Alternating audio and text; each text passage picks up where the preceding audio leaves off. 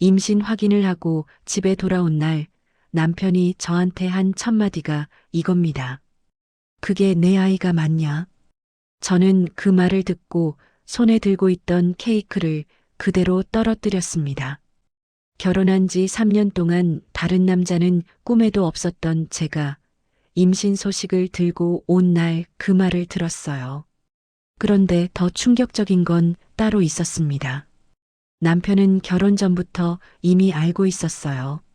자신이 무정자증이라는 것을요. 검사 결과지까지 받아놓고 그걸 숨기고 저와 결혼했습니다. 그리고 제가 임신하자 시어머니와 친척들을 전부 동원해서 저를 불륜녀로 몰았어요.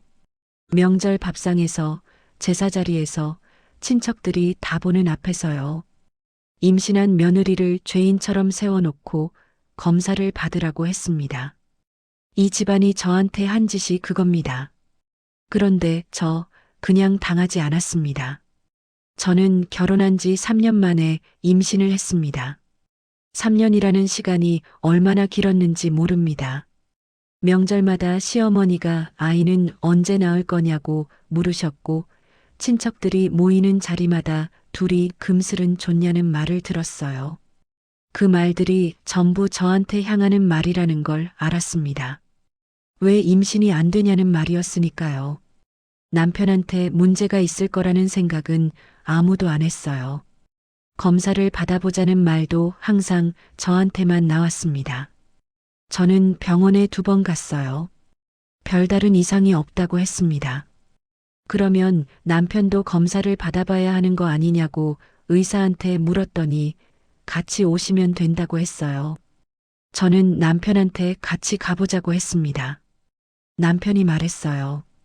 내가 왜 가? 나는 문제 없어. 문제 없다고 했습니다. 그리고 더 이상 얘기가 안 됐어요. 남편이 완강하게 거부하니까 저도 더 이상 말을 못했습니다. 집안 분위기가 그랬어요. 아이가 안 생기면 며느리 문제라는 분위기, 남자는 검사받을 필요도 없다는 분위기요. 그렇게 3년이 지나고 임신이 됐습니다. 산부인과에서 임신 확인을 하고 나오던 길이 지금도 생생해요. 가을이었는데 하늘이 유난히 맑았습니다. 저는 길을 걸으면서 눈물이 나올 것 같았어요. 드디어 됐구나. 이제 우리 가족이 늘어나는구나. 그 생각만 했습니다. 케이크 가게에 들어가서 제일 예쁜 것으로 하나 골랐어요. 남편한테 깜짝 선물을 해주고 싶었거든요. 집에 오니까 남편이 거실 소파에 앉아 있었습니다. 저는 케이크를 뒤로 숨기고 들어가서 남편 앞에 내밀었어요. 여보, 우리 아기 생겼어. 케이크 상자를 열면서 말했습니다. 남편이 케이크를 봤어요. 그리고 저를 봤습니다. 그 눈빛이 이상했어요. 기뻐해야 할 눈빛이 아니었어요. 3년 동안 기다려온 소식을 들은 사람의 눈빛이 아니었습니다. 뭔가를 계산하는 것 같은 뭔가 굳어버린 눈빛이었어요. 저는 그 눈빛을 보면서 이상하다는 생각이 들었지만 설마 하는 마음이 더 컸습니다. 남편이 말했어요. 그게 내 아이가 맞냐? 저는 케이크를 들고 그 자리에 서 있었습니다. 방금 들은 말을 이해하는데 시간이 걸렸어요. 그게 내 아이가 맞냐?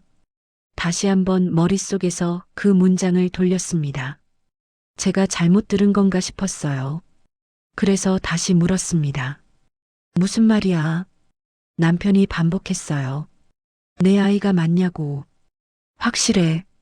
손에 들고 있던 케이크가 갑자기 너무 무겁게 느껴졌습니다. 저는 케이크를 식탁 위에 내려놨어요. 다리에 힘이 풀렸습니다. 뭔가 차갑고 무거운 것이 심장 쪽으로 내려오는 느낌이 들었어요. 저는 당연히 당신 아이라고 했습니다. 다른 남자를 만난 적이 없다고, 결혼하고 3년 동안 당신밖에 없었다고 했어요. 목소리가 떨렸어요. 억울해서 떨리는 건지 충격 때문에 떨리는 건지 구별이 안 됐습니다. 남편이 말했어요. 두고 보자.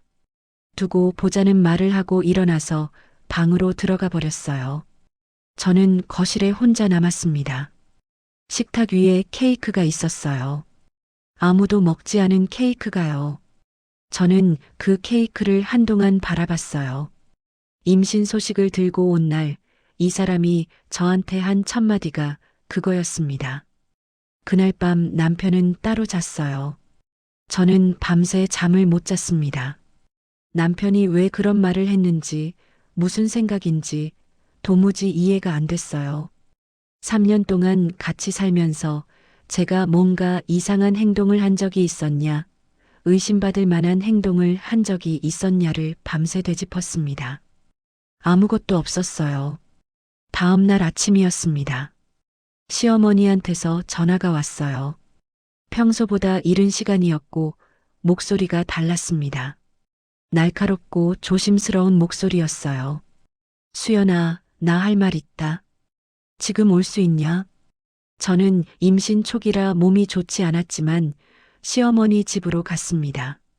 가면서 이 전화가 어젯밤 남편이랑 연결돼 있다는 걸 느꼈어요. 남편이 어머니한테 전화를 한 거겠구나 싶었어요.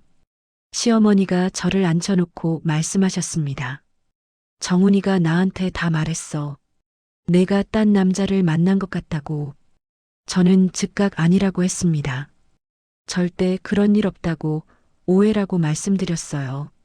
시어머니가 말씀하셨어요. 그러면 어떻게 임신이 돼? 정훈이는 문제없는 사람인데. 정훈이는 문제없는 사람이라고 하셨습니다. 저는 그 말을 들으면서 뭔가 이상하다는 생각이 들었어요.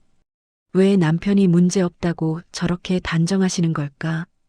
그런데 그때는 그 이유를 몰랐습니다. 나중에 알게 됐어요. 시어머니는 이미 알고 계셨던 겁니다. 남편이 무정자증이라는 것을요. 그걸 알면서 며느리를 불륜녀로 몰기 위해 그 말씀을 하신 거였어요. 저는 그날 아무것도 모른 채 시어머니 앞에서 억울함을 호소했습니다. 그리고 집으로 돌아오는 길에 생각했어요. 남편도 시어머니도 이미 한편이 돼 있다는 것을요. 그리고 저는 혼자라는 것을요. 그게 긴 악몽의 시작이었습니다. 시어머니 집에서 집으로 돌아오는 길이었습니다. 머릿속이 복잡했어요. 시어머니가 하신 말씀이 계속 맴돌았습니다.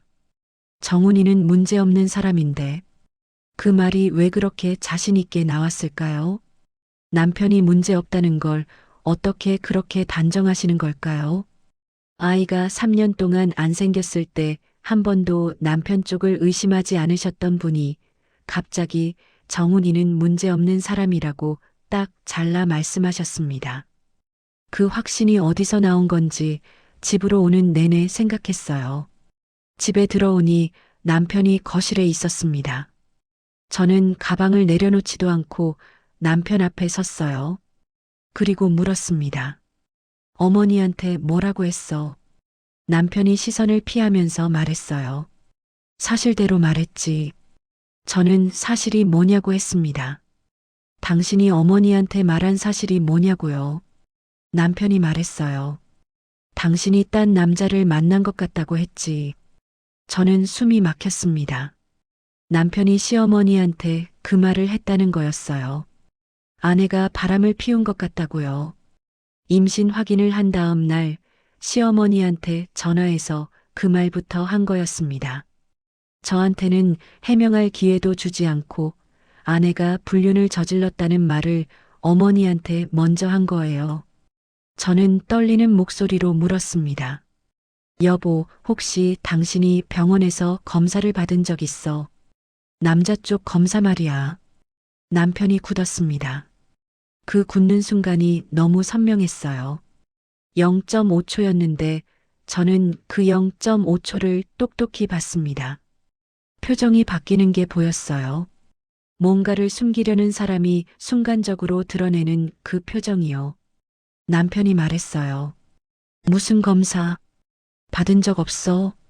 없다고 했습니다. 딱 잘라서요. 그런데 그 대답이 너무 빨리 나왔어요. 생각을 하고 나온 대답이 아니라 준비해둔 대답처럼 나왔습니다. 저는 더 물었어요. 그러면 3년 동안 왜 임신이 안 됐던 거야? 내가 병원 2번이나 갔는데 나는 이상 없다고 했잖아. 남편이 말했습니다. 그냥 때가 안 된 거지. 이제 됐잖아. 이제 됐잖아. 임신이 됐는데 내 아이가 맞냐고 물어놓고 시어머니한테 아내가 바람 피운 것 같다고 말해놓고 이제 됐잖아라고 했습니다. 저는 그 말이 맞지 않는다는 것을 온몸으로 느꼈어요. 그날 밤 남편이 잠든 것을 확인하고 저는 조용히 서랍을 열었습니다. 뒤지면 안 된다는 걸 알았어요. 그런데 뭔가 있다는 확신이 계속 들었습니다. 시어머니의 그 확신에 찬 목소리, 남편의 그 0.5초, 그게 계속 걸렸어요. 서랍 안쪽 깊숙이 손을 넣었습니다. 봉투 하나가 잡혔어요. 병원 봉투였습니다. 꺼내서 펼쳤어요. 정액 검사 결과지였습니다. 날짜를 봤어요. 우리가 결혼하기 2달 전이었습니다. 저는 손이 떨리면서 결과란을 읽었습니다. 무정자증, 정자 없음. 그 4글자를 보는 순간 모든 것이 한꺼번에 이해됐어요. 시어머니가 정훈이는 문제없는 사람이라고 한 이유, 남편이 3년 동안 병원 검사를 거부한 이유, 제가 임신하자마자 내 아이가 맞냐고 한 이유, 다음날 바로 시어머니한테 전화해서 아내가 바람 피운 것 같다고 한 이유가 전부 그 종이 한 장에 있었습니다. 남편은 결혼 전부터 알고 있었던 겁니다. 자신이 아이를 가질 수 없다는 것을요. 그걸 알면서 저와 결혼했어요. 그리고 3년 동안 제가 병원 검사를 권할 때마다 거부했어요. 자신의 검사 결과가 드러날까 봐요. 그러다 제가 임신하자 준비해둔 것처럼 저를 불륜녀로 몰기 시작한 겁니다. 저는 그 결과지를 손에 쥐고 한참을 앉아 있었어요. 분노가 올라오는데 소리를 낼 수가 없었습니다. 임신 중이었으니까요. 아이한테 안 좋을까봐 소리를 사겼어요. 눈물이 나왔는데 닦지 않고 그냥 뒀습니다. 이 남자가 저한테 한 짓이 뭔지를 그 순간 정확하게 알았습니다. 결혼 사기였어요. 아이를 가질 수 없다는 사실을 숨기고 결혼한 거잖아요. 그리고 임신이 되자 그게 드러날까봐 아내를 희생양으로 만든 거였어요. 저를 불륜녀로 만들어버리면 자신의 무정자증이 문제가 아니라 아내의 불륜이 문제가 되니까요. 그 계산이 너무 선명하게 보였습니다. 그때 남편이 방 안으로 들어왔어요. 저를 보더니 봉투를 받습니다. 남편 얼굴이 굳었어요. 저는 떨리는 손으로 그 종이를 들어보이며 말했습니다. 이게 뭐야? 이게 뭐냐고. 남편이 말했어요. 내가 왜 남의 서랍을 뒤져? 남의 서랍이라고 했습니다. 제 남편 서랍이 남의 서랍이라고 했어요. 무정자증을 숨기고 결혼해서 임신한 아내를 불륜녀로 모은 사람이 왜 서랍을 뒤지냐고 했습니다. 저는 그 말을 듣고 이 사람이 끝까지 이렇게 나올 거라는 것을 알았습니다. 사과할 생각이 없다는 것, 잘못을 인정할 생각이 없다는 것, 오히려 저를 계속 몰아붙일 거라는 것을요. 그리고 혼자가 아니라 시어머니와 함께, 집안 전체와 함께 그렇게 할 거라는 것을요. 저는 그 결과지를 접어서 제 가방 안에 넣었습니다. 이게 나중에 필요할 거라는 것을 그때 이미 알았습니다. 결과지를 발견한 다음 날부터 집안이 움직이기 시작했습니다. 먼저 시어머니가 오셨어요. 그 다음 날은 시아버지가 오셨고 사흘째 되는 날은 시댁 친척 2분이 같이 오셨습니다. 따로따로 오신 게 아니었어요. 순서가 있었습니다. 마치 누가 짜놓은 것처럼요. 시어머니가 먼저 분위기를 잡고 시아버지가 무게를 더하고 친척들이 합세하는 순서였어요. 저는 그 순서를 보면서 이게 즉흥적으로 벌어진 일이 아니라는 것을 알았습니다. 미리 짜놓은 거였어요. 남편이 임신 소식을 들은 그날부터 이미 움직이기 시작한 거였습니다. 시어머니한테 전화한 것도, 시어머니가 저를 부른 것도, 그 다음에 친척들이 줄줄이 온 것도 전부 계획된 것이었어요. 저를 불륜녀로 만들기 위한 계획이요. 시어머니가 처음 오셨을 때 말씀하셨습니다. 수연아, 억울하면 검사 받으면 되잖아. 깨끗하면 두렵지 않지. 깨끗하면 검사가 두렵지 않다고요. 저는 그 말이 얼마나 뒤집어진 논리인지를 알면서도 그 자리에서 제대로 말을 못했어요. 임신 초기였고 몸이 안 좋았고 집안 사람들이 전부 저를 향해 눈빛을 모으고 있는 상황에서 혼자 버텨야 했으니까요. 저는 검사 전에 먼저 따져볼 게 있다고 했어요. 남편이 결혼 전부터 무정자증을 알고 있었다면 그걸 숨기고 저와 결혼한 것부터 문제가 아니냐고요. 시어머니가 말씀하셨습니다. 그게 언제적 검사야? 그 사이에 나을 수도 있는 거잖아. 나을 수도 있다고 하셨습니다. 무정자증이 나을 수도 있으니까 지금 임신된 건 다른 남자아이일 수 있다는 거였어요. 어떻게든 며느리를 죄인으로 만들어야 하는 논리였습니다. 남편이 무정자증 사실을 숨기고 결혼한 건 나중에 따질 문제고 지금 당장은 며느리 불륜부터 확인해야 한다는 거였어요. 시아버지가 오신 날은 더했습니다. 시아버지는 평소에 말씀이 별로 없으신 분이었어요. 그런데 그날은 달랐습니다. 앉으시자마자 말씀하셨어요. 우리 가문에 이런 일이 생기면 안 된다. 친자 확인을 해야 한다. 가문이라는 말씀을 하셨습니다. 가문에 이런 일이 생기면 안 된다고요. 그 가문을 지키기 위해서 며느리를 희생시키는 게 당연하다는 논리였어요. 아들이 무정자증을 숨기고 결혼한 것은 가문 문제가 아니고 며느리가 임신한 것이 가문 문제라는 거였습니다. 저는 그 자리에서 말했어요. 아버님, 저는 결혼한 이후로 다른 남자를 만난 사실이 없습니다. 그리고 정훈 씨가 결혼 전에 무정자증 진단을 받은 것을 저는 알고 있어요. 시아버지 표정이 굳으셨습니다. 남편을 봤어요. 남편은 시선을 피했습니다.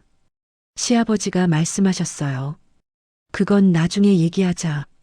지금은 친자 확인이 먼저다. 나중에 얘기하자는 말이 또 나왔습니다. 남편의 잘못은 항상 나중이었어요. 지금 당장 따져야 할 것은 항상 저였습니다. 저는 그 구조가 너무 선명하게 보였어요. 이 집안에서 며느리는 항상 먼저 증명해야 하는 사람이고 아들은 항상 나중에 따질 사람이었습니다. 친척 두 분이 오신 날이 가장 힘들었어요. 두 분 중 한 분은 목소리가 크신 아주머니였는데 오시자마자 저를 앉혀놓고 말씀하셨습니다. 요즘 세상에 그런 여자들 많아. 결혼해서도 딴짓하는 여자들. 남편이 착하면 더 만만하게 보는 거야. 그런 여자들이라고 하셨습니다. 저는 그 말을 듣고 눈앞이 뿌얘지는 것 같았어요. 임신 초기에 입덧이 심한 상태였는데 그 말을 들으면서 토할 것 같은 느낌이 올라왔습니다. 입덧인지 모욕감인지 구별이 안 됐어요. 저는 그 자리에서 말했습니다. 저는 그런 여자가 아닙니다. 아주머니가 말씀하셨어요. 억울하면 검사 받으면 되잖아. 왜 검사를 거부해? 저는 검사를 거부한 적이 없었어요. 검사 전에 먼저 따져야 할 것이 있다고 했을 뿐이었는데 그게 겁으로 둔갑해 있었습니다. 이 집안 사람들 사이에서 이미 제가 검사를 거부하는 사람으로 규정돼 있었어요. 저는 그 방에서 남편을 봤습니다. 남편은 그 자리에 있었어요. 친척 아주머니가 저한테 그런 여자들이라고 할 때 남편이 거기 있었습니다. 아내를 향한 모욕적인 말이 나오는데 남편이 아무 말도 안 했어요. 아내 편을 드는 말 한마디가 없었습니다. 오히려 그 침묵이 동의였어요. 아내가 저런 말을 들어도 된다는 동의, 아내가 저 자리에서 혼자 버텨야 한다는 동의였습니다. 저는 그날 그 방에서 혼자였습니다. 집안 전체가 저를 향해 뭉쳐 있었고 저 혼자 그걸 버티고 있었어요. 임신 중이었고 몸이 안 좋았고 아무도 제 편이 없었습니다.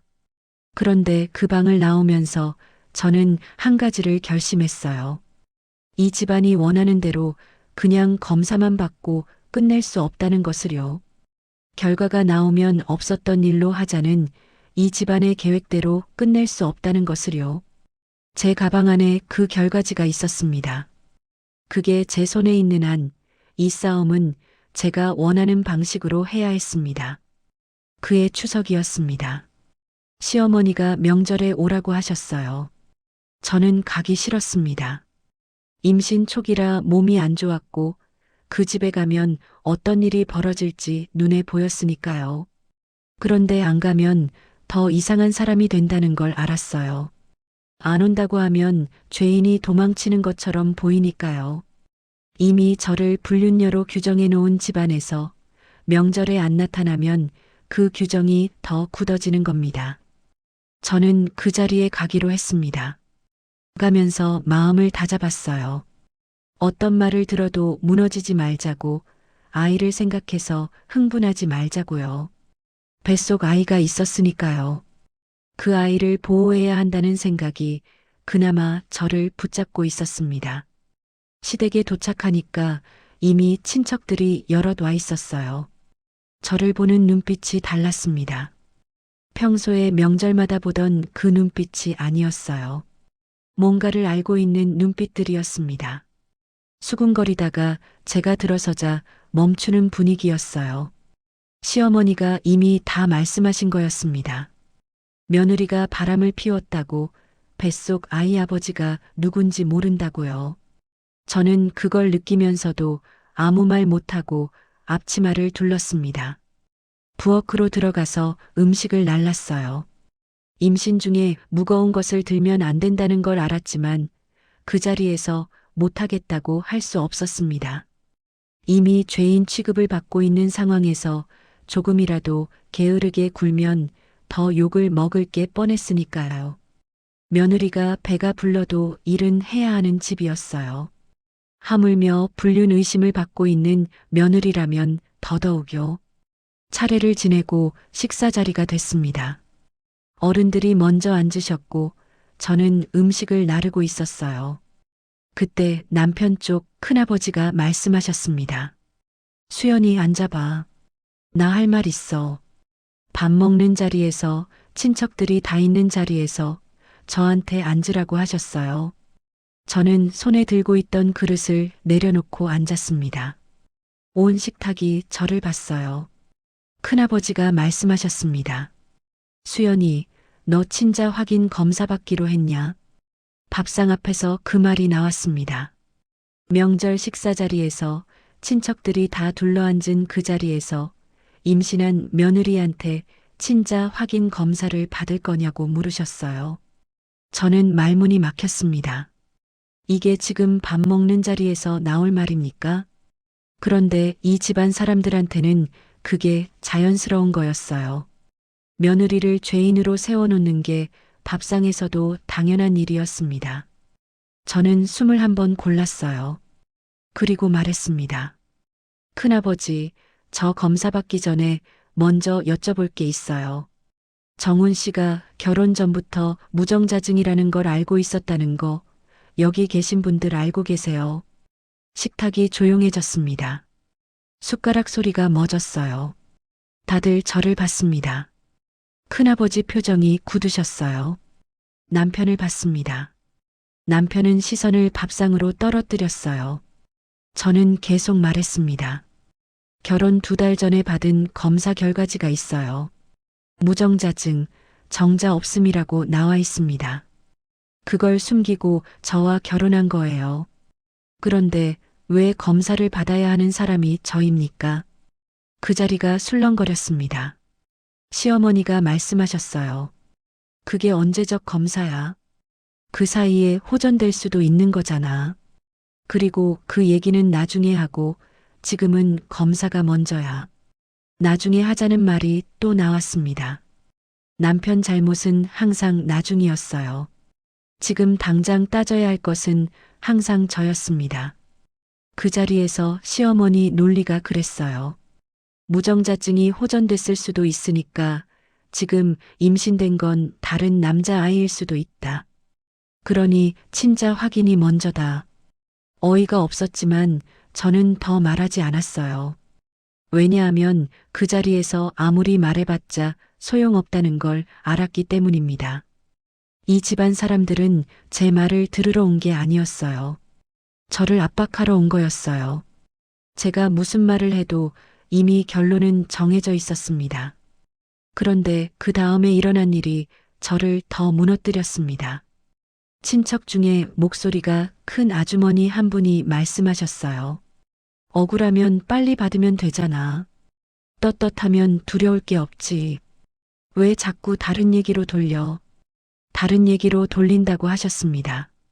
무정자증을 숨기고 결혼한 남편 얘기를 꺼내는 게 다른 얘기로 돌리는 거라는 거예요. 핵심은 며느리가 바람을 피웠냐 아니냐이고 그 외의 것은 전부 딴소리라는 논리였습니다.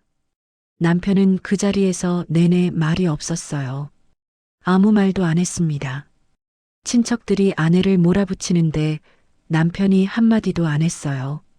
아내를 변호하는 말 한마디, 잠깐만요 하는 말 한마디가 없었습니다. 그냥 밥상만 내려다봤어요. 저는 그 침묵이 공모라는 것을 알았습니다. 남편이 이 자리를 만든 거였어요. 시어머니한테 전화해서 아내가 바람 피운 것 같다고 한 사람이 남편이었으니까요. 이 자리가 열리도록 한 사람이 남편이었으니까요. 그러면서 정작 그 자리에서는 아무 말도 안 하고 앉아 있었습니다. 자기 손은 깨끗한 척 하면서요. 저는 밥을 한 숟가락도 못 먹었습니다. 임신 중에 음식을 못 먹으면 아이한테 안 좋다는 걸 알면서도 아무것도 넘어가지 않았어요. 목이 막혔습니다. 임신한 사람을 밥상머리에 세워놓고 친자 확인 얘기를 하는 이 자리에서 음식이 넘어갈 리가 없었어요. 식사가 끝나고 집에 오는 차 안이 조용했습니다. 남편은 운전을 하면서 아무 말도 안 했어요. 저도 말하지 않았습니다. 그 침묵 속에서 저는 한 가지만 생각했어요. 오늘 그 자리에서 당한 것을 저는 절대 그냥 넘기지 않겠다고요. 명절 밥상 앞에서 임신한 며느리를 세워놓고 친자 확인을 요구한 것, 그게 없었던 일이 되도록 절대 내버려 두지 않겠다고요. 집에 와서 저는 가방에서 그 결과지를 꺼냈습니다. 그리고 내일 변호사를 찾아가야겠다고 생각했어요. 이건 집안 문제가 아니었습니다. 처음부터 집안 문제가 아니었어요. 명절이 지나고 이틀 뒤였습니다. 저는 혼자 변호사 사무실을 찾아갔어요. 아무한테도 말하지 않았습니다. 남편한테도 친정 어머니한테도요. 친정 어머니한테는 걱정을 끼치기 싫었어요. 임신 중에 이런 일이 생겼다는 걸 알면 어머니가 얼마나 힘드실지 알았으니까요. 그래서 혼자 갔습니다. 변호사 사무실 문을 열고 들어가면서 손이 떨렸어요. 이런 곳에 올 일이 생길 거라고는 결혼할 때 상상도 못했습니다. 남편만 믿고 결혼했고 이 남자라면 괜찮을 거라고 생각했는데 결혼 3년 만에 법률사무소 문을 두드리고 있었어요. 변호사가 서류를 보더니 말했습니다. 이게 있으면 충분합니다. 결혼 전 무정자증 검사 결과지 하나로 충분하다고 했어요. 혼인 전 중요한 신체적 정보를 숨긴 것은 혼인 취소 사유가 될 수 있고 사기적 혼인에 해당할 수 있다고 했습니다. 거기다 임신한 아내를 불륜녀로 몰아간 정황이 더해지면 위자료 청구도 충분히 가능하다고 했어요. 저는 그 말을 들으면서 처음으로 제 손에 뭔가 있다는 걸 느꼈습니다. 그동안 이 집안 사람들이 저를 몰아붙일 때 저는 아무것도 없이 맨몸으로 버텼어요. 그런데 이제는 달랐습니다. 제 손에 증거가 있었고 제 편이 돼줄 사람이 생겼어요. 변호사가 물었습니다. 녹음된 것이 있냐고요. 저는 있다고 했어요. 시어머니가 저한테 말씀하신 것들, 명절 자리에서 친척들이 한 말들, 남편이 제 아이가 맞냐고 한 말 그 일부가 녹음돼 있었습니다. 처음부터 녹음할 생각으로 한 건 아니었어요. 그런데 이 집안 사람들이 말을 너무 쉽게 바꾼다는 걸 느끼면서부터 핸드폰을 켜두기 시작했습니다. 혹시 몰라서요. 그 혹시 몰라서가 이제 증거가 됐습니다. 변호사가 친자 확인 검사에 대해서 설명해 줬어요. 검사를 받는 것 자체는 문제 없다고 했습니다. 결과가 나오면 제가 원하는 방식으로 진행할 수 있다고 했어요. 단 검사는 저만 받는 게 아니라 남편도 함께 받아야 한다는 것을 법적으로 요구할 수 있다고 했습니다. 저는 그 말이 중요하다고 생각했어요. 이 집안 사람들이 원하는 건 저만 검사를 받는 거였습니다. 며느리만 증명하면 된다는 거였어요. 그런데 법적으로는 달랐어요. 친자 확인이라는 게 아내만 검사받는 게 아니었습니다. 아버지로 지목된 사람도 검사를 받아야 하는 거였어요. 저는 변호사 사무실을 나오면서 생각했습니다. 이 집안이 저한테 요구한 것들이 얼마나 뒤집어진 논리였는지를요. 무정자증을 숨기고 결혼한 남편은 가만히 앉아서 아내를 의심하고 임신한 아내는 자신이 깨끗하다는 걸 증명해야 하는 구조. 검사는 늘 여자만 받는 현실이 이 집에서도 똑같이 벌어지고 있었습니다. 집에 돌아와서 남편한테 말했어요. 친자 확인 검사 받을게.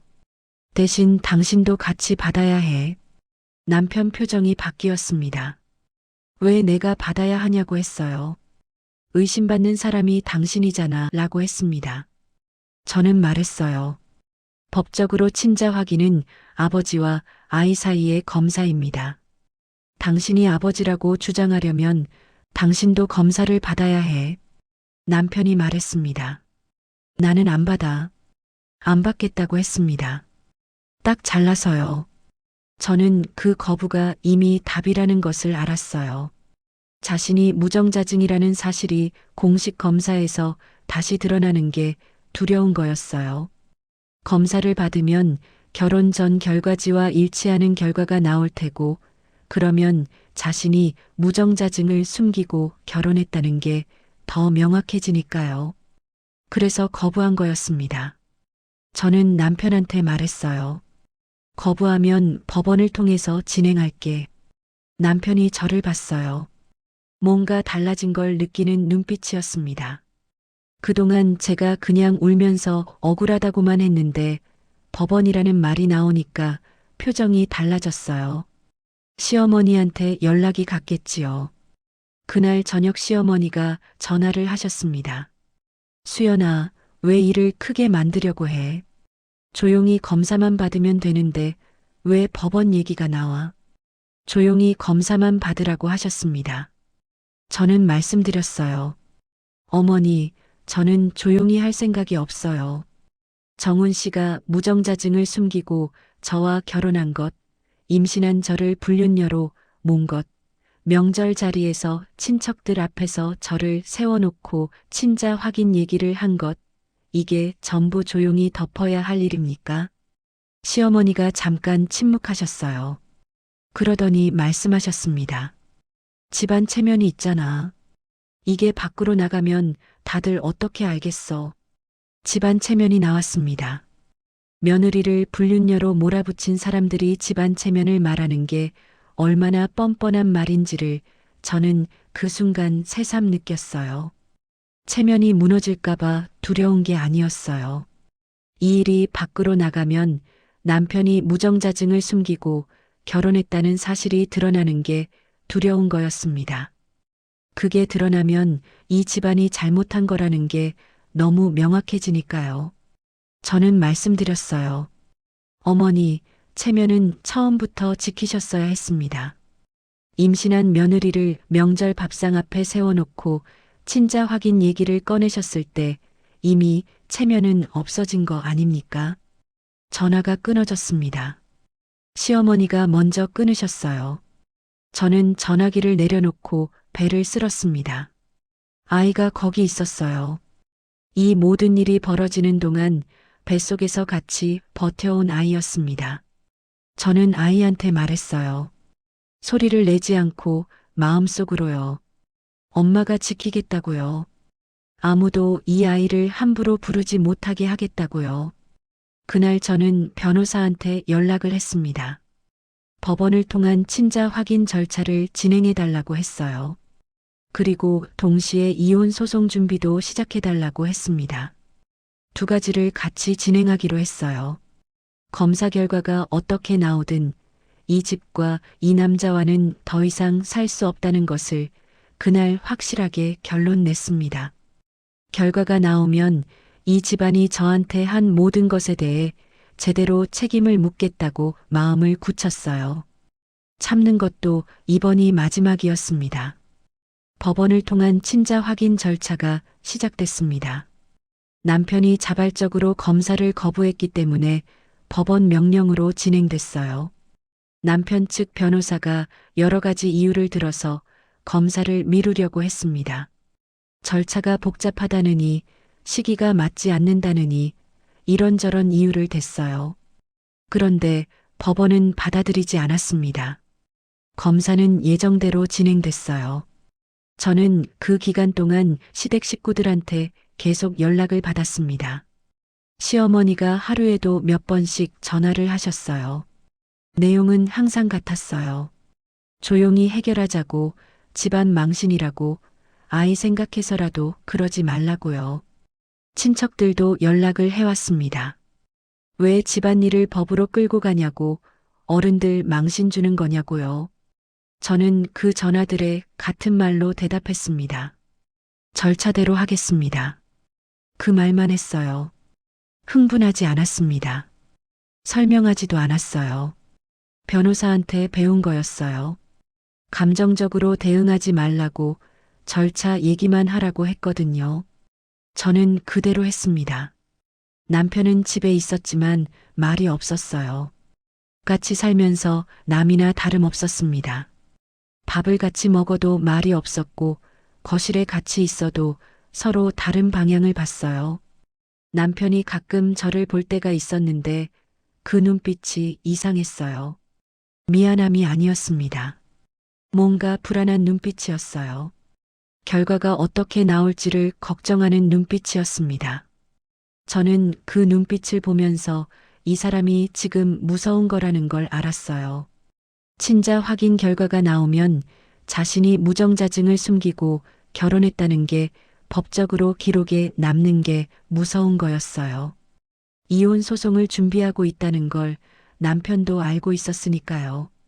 결과가 나오면 그게 소송에서 어떻게 쓰일지를 계산하고 있는 눈빛이었습니다. 저는 그 눈빛에 아무 반응을 안 했어요. 그러던 어느 날 남편이 먼저 말을 걸었습니다. 수연아, 우리 합의하면 안 돼. 합의라고 했습니다. 저는 어떤 합의냐고 물었어요. 남편이 말했습니다. 검사 결과 나오면 그걸로 끝내자고, 이혼이든 뭐든 조용히 하자고, 법원까지 갈 필요 없지 않냐고요. 저는 남편 얼굴을 봤어요. 이 사람이 합의를 원하는 이유가 뭔지를 알았습니다. 법원 소송이 길어지면 무정자증을 숨긴 것, 임신한 아내를 불륜녀로 몬 것이 전부 공식 기록으로 남으니까요.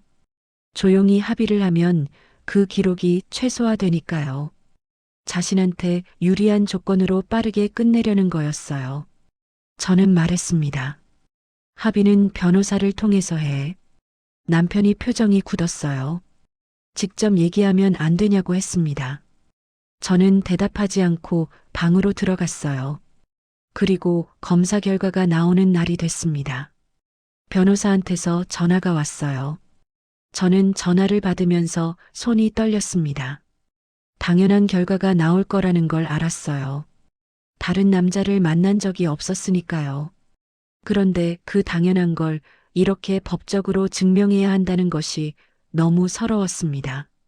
3년 동안 이 남자만 보고 살았는데 임신했다고 불륜녀로 몰린 사람이 이제야 무고하다는 걸 서류로 확인받는 거잖아요.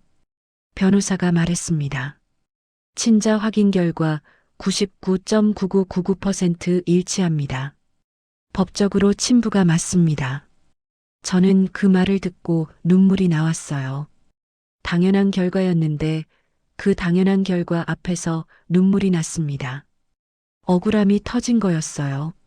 3년 동안 이 사람 밥 챙기고 이 집안 명절 챙기고 이 사람만 바라보고 살았는데 임신하자마자 불륜녀 소리를 들은 것이 한꺼번에 터졌어요.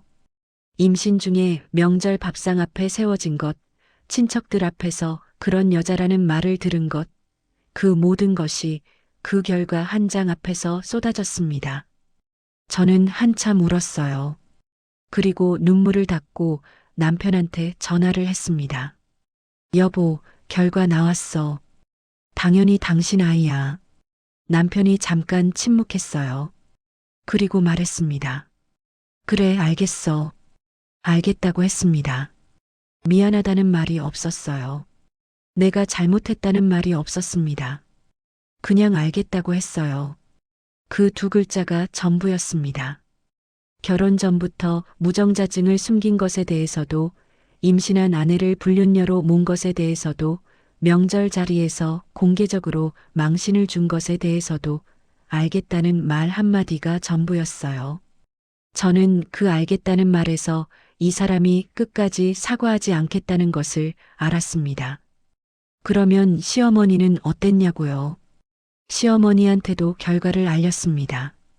시어머니가 말씀하셨어요. 그러게 그렇지. 다행이다. 다행이라고 하셨습니다. 저를 불륜녀로 모셨던 분이 명절 자리에서 며느리를 죄인 취급하셨던 분이 다행이라고 하셨어요. 미안하다는 말이 없었습니다. 내가 잘못 생각했다는 말이 없었어요. 결과가 나왔으니 이제 없었던 일로 하면 된다는 태도였습니다. 저는 그 말을 듣고 전화를 끊었어요. 그리고 변호사한테 다시 전화를 했습니다. 이제 시작하겠다고요. 이혼 소송 본격적으로 진행해 달라고요. 변호사가 물었어요. 각오가 됐냐고요. 소송이 길어질 수 있고 힘든 과정이 될 거라고 했습니다. 저는 말했어요. 3년 동안 이미 충분히 힘들었습니다. 이제는 제가 원하는 방향으로 힘들겠습니다. 변호사가 잠깐 있다가 말했어요. 잘하실 거라고요. 저는 그날 밤 배를 쓸었습니다. 아이가 거기 있었어요. 이 모든 일이 벌어지는 동안 함께 버텨준 아이였습니다. 저는 아이한테 말했어요. 엄마가 이긴다고요. 반드시 이긴다고요. 그리고 저는 처음으로 무섭지 않았습니다. 결과가 나온 다음 날이었습니다. 저는 남편과 시어머니가 어떻게 나올지 기다렸어요. 결과가 나왔으니 이제 사과가 나와야 하는 거 아닙니까? 무정자증을 숨기고 결혼한 것, 임신한 아내를 불륜녀로 몬 것, 명절 자리에서 공개적으로 망신을 준 것, 그 모든 것에 대해서 미안하다는 말이 나와야 하는 거잖아요. 그런데 아무것도 없었습니다. 남편은 평소처럼 아침에 일어나서 밥을 먹고 출근했어요. 전날 결과가 나왔는데 그 다음날 아침이 그냥 평범한 아침이었습니다. 미안하다는 말도 없었고 어떻게 된 일인지 얘기하자는 말도 없었어요. 그냥 밥 먹고 나갔습니다. 저는 그 뒷모습을 보면서 이 사람이 진짜로 사과할 생각이 없다는 것을 확인했어요. 시어머니가 오신 건 오후였습니다. 오시자마자 하신 말씀이 이거였어요. 이제 다 됐으니까 사이좋게 살자. 아이도 곧 태어나는데 집안이 화목해야지. 사이좋게 살자고 하셨습니다. 이제 다 됐다는 말이 뭡니까? 며느리를 불륜녀로 몰았다가 결과가 나왔으니 이제 없었던 일로 하고 사이좋게 살자는 거잖아요. 제가 당한 것, 임신 중에 겪은 것, 명절 자리에서 망신당한 것, 그게 다 없던 일이 된다는 겁니다. 결과가 나왔으니 이제 깨끗하게 지워버리자는 거예요. 저는 말했습니다. 어머니, 저한테 사과하실 생각 없으세요? 시어머니 표정이 굳으셨어요. 잠깐 침묵이 있다가 말씀하셨습니다. 내가 뭘 잘못했어. 의심할 만한 상황이었잖아. 의심할 만한 상황이었다고 하셨습니다. 저는 그 말이 너무 어이없어서 한동안 말이 안 나왔어요. 의심할 만한 상황이 누가 만든 겁니까? 남편이 무정자증을 숨기지 않았으면 그 상황 자체가 없었잖아요. 시어머니가 그 사실을 알면서 며느리를 불륜녀로 몰지 않았으면 그 상황이 없었잖아요. 의심할 만한 상황을 만든 사람이 바로 이분인데 의심할 만한 상황이었다고 하시는 겁니다. 저는 말했어요. 어머니, 그 상황을 누가 만들었는지 모르세요. 정훈 씨가 무정자증을 숨기지 않았으면 의심받을 상황 자체가 없었어요. 그리고 어머니가 친척들한테 며느리가 바람 피운 것 같다고 먼저 말씀하지 않으셨으면 명절 자리에서 그런 일도 없었고요. 시어머니가 말씀하셨어요. 나는 정훈이한테 들은 걸 전달했을 뿐이야. 내가 만들어낸 말이 아니잖아. 정훈이한테 들은 걸 전달했을 뿐이라고 하셨습니다. 아들이 말했으니까 전달한 거라는 거예요. 자신은 잘못이 없다는 거였습니다. 그런데 정훈이한테 들은 걸 전달하기 전에 며느리한테 한 번이라도 확인하셨습니까? 그냥 아들 말 믿고 바로 며느리를 불륜녀로 규정하신 거잖아요. 그게 잘못이 아니라는 겁니까? 저는 더 말하지 않았습니다. 이분이 사과할 뿐이 아니라는 걸 알았으니까요. 그냥 확인만 한 거였어요. 남편을 불렀습니다. 셋이 마주 앉았어요. 저는 남편한테 직접 물었습니다. 당신, 나한테 사과할 말 없어요. 남편이 잠깐 저를 봤습니다. 그리고 말했어요. 내가 뭘 사과해. 검사 결과 나왔잖아. 이제 됐잖아. 이제 됐다고 했습니다. 무정자증을 숨기고 결혼한 것에 대해서 사과가 없었어요. 임신한 아내를 불륜녀로 몬 것에 대해서도 없었습니다. 결과가 나왔으니 이제 됐다는 거예요. 마치 친자 확인 결과가 나오면 그 이전에 있었던 모든 일이 자동으로 지워지는 것처럼요.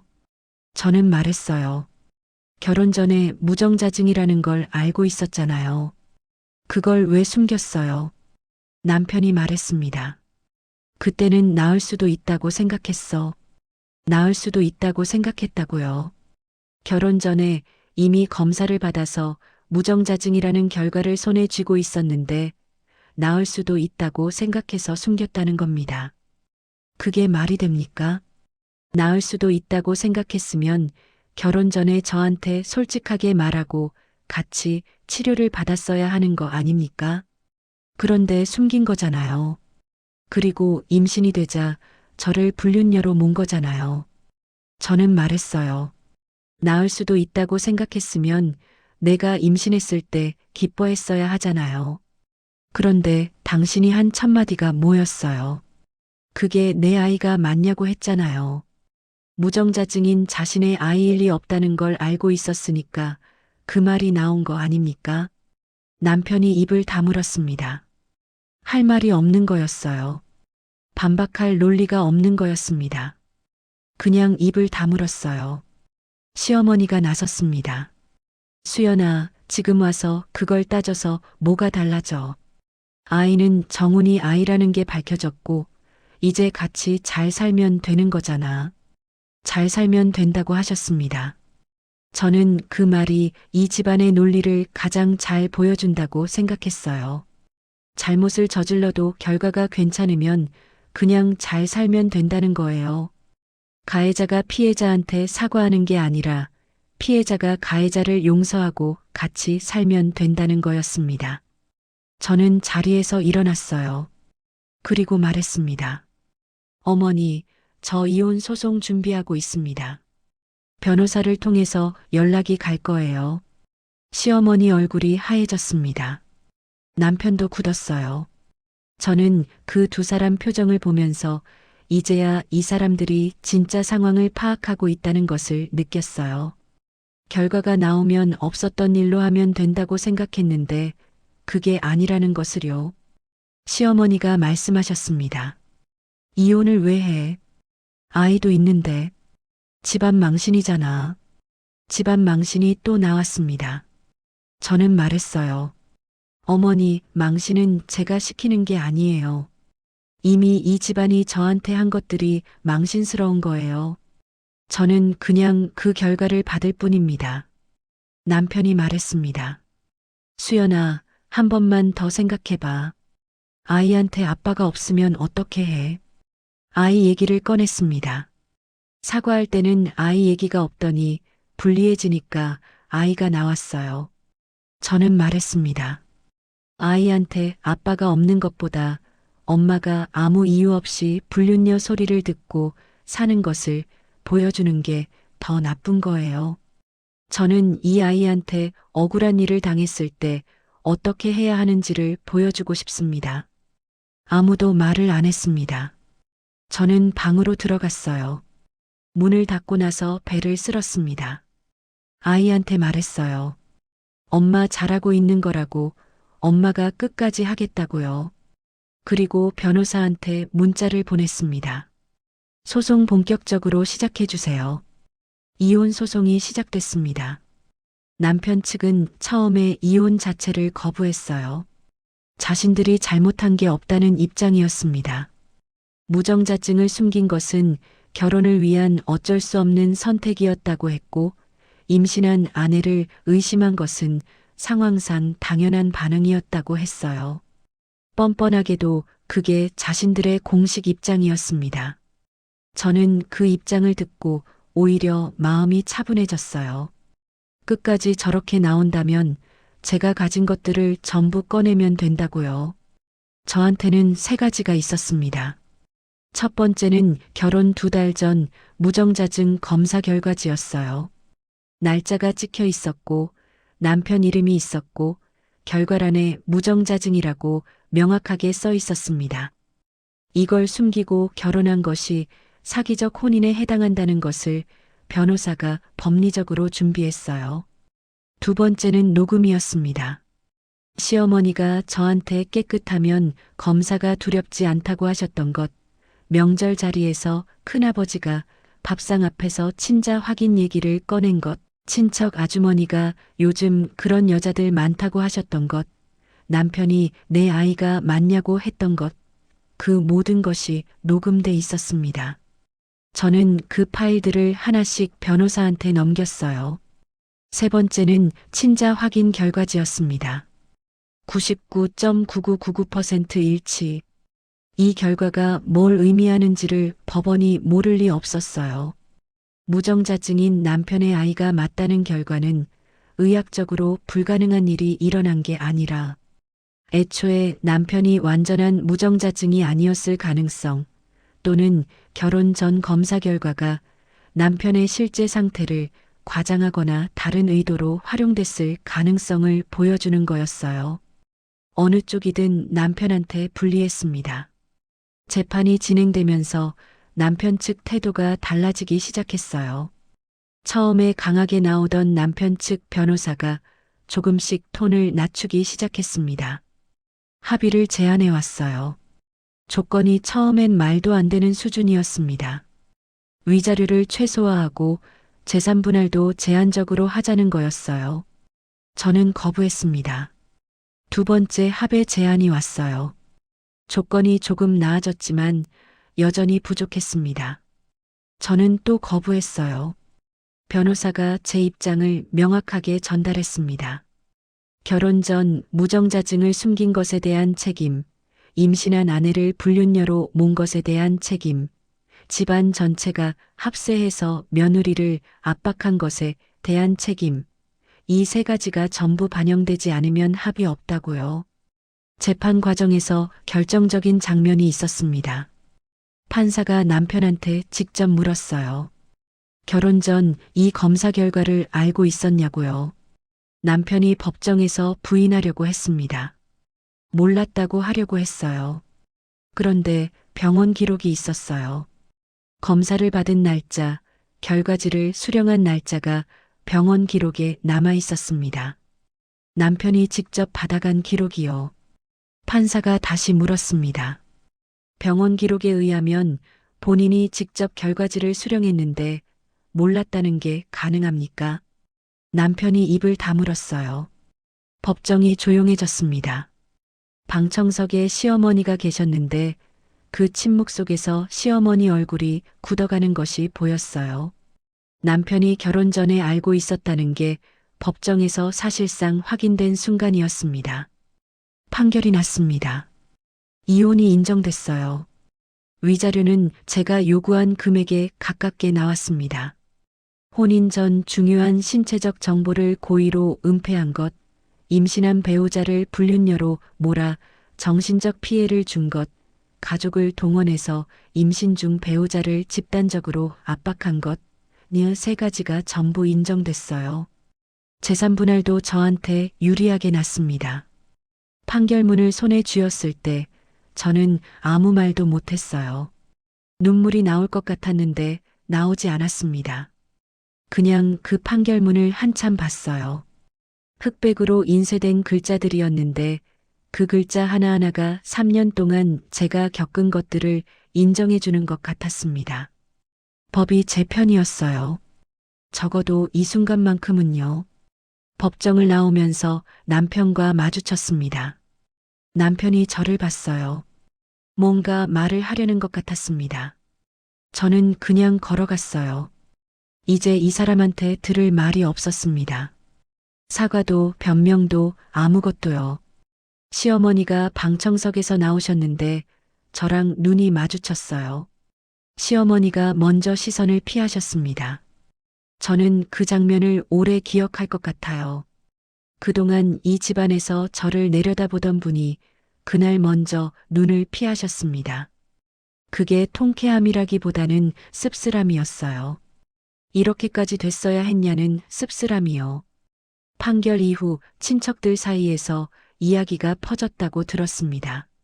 며느리를 불륜녀로 몰았는데 친자 확인해서 남편 아이로 밝혀졌고 결혼 전부터 무정자증을 숨긴 사실이 법정에서 드러났고 위자료와 재산 분할에서 며느리가 이겼다는 것이 퍼진 거예요. 집안 체면을 그렇게 중요하게 생각했던 분들인데 그 체면이 법정에서 어떻게 됐는지가 퍼진 겁니다. 저는 그분들 체면에 관심이 없었어요. 제가 관심 있는 건 하나였습니다. 딸이었어요. 아이는 판결이 난 뒤 얼마 지나지 않아 태어났습니다. 건강했어요. 온 얼굴로 울면서 세상에 나왔는데 그 울음소리를 들으면서 저는 분만실에서 처음으로 크게 울었어요. 임신 중에 그 모든 일을 겪으면서도 참았던 눈물이 다 나온 것 같았습니다. 이 아이가 뱃속에 있는 동안 제가 버틸 수 있었던 건 이 아이 때문이었어요. 이 아이를 지키겠다는 마음이 저를 움직이게 했습니다. 변호사 사무실 문을 두드리게 했고 법정에 서게 했고 끝까지 포기하지 않게 했어요. 저는 새로운 집으로 이사를 했습니다. 작은 집이었지만 제 집이었어요. 아이 이름을 부를 수 있는 집, 누가 저를 불륜녀로 모는 사람이 없는 집, 아침에 일어나서 오늘 또 어떤 말을 들어야 하나 두려워하지 않아도 되는 집이었습니다. 첫날 밤이었어요. 아이를 안고 창밖을 봤습니다. 조용했어요.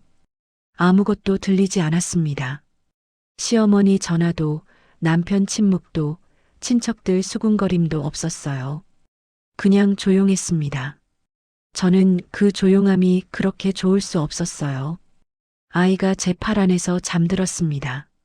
작은 숨소리가 들렸어요.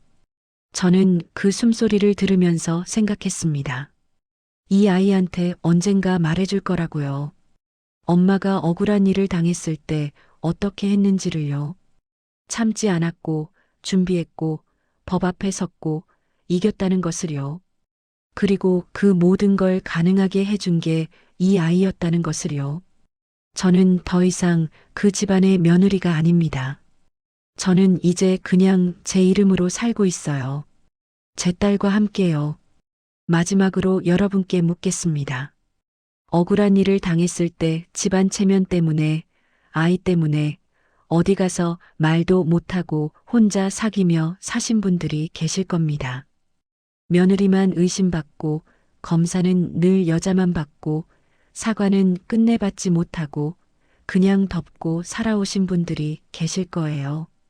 여러분이라면 그 자리에서 어떻게 하셨겠습니까? 증거를 들고 법 앞에 서는 것 너무 늦은 일일까요? 아니면 지금이라도 참지 않는 것이 맞는 일일까요? 여러분의 이야기를 댓글로 들려주세요. 혼자 참아온 그 억울함을 이제는 꺼내도 됩니다. 이 사연은 실제 제보를 바탕으로 재구성한 이야기입니다.